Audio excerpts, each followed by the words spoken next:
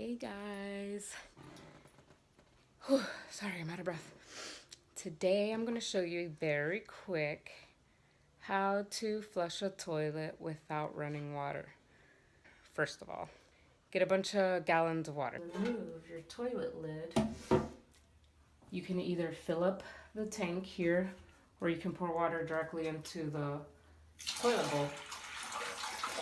If you choose to do it this way, you'll usually see a line.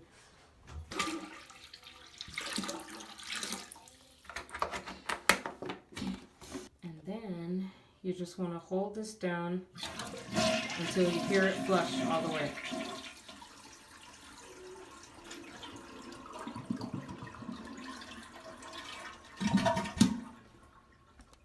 That actually did use up all the water. So that was it, guys. Very quick and easy. Confession time. My carelessness got my water shut off yesterday. Don't let it happen to you. Do auto pay. Set a reminder. Actually sit down and pay your bills.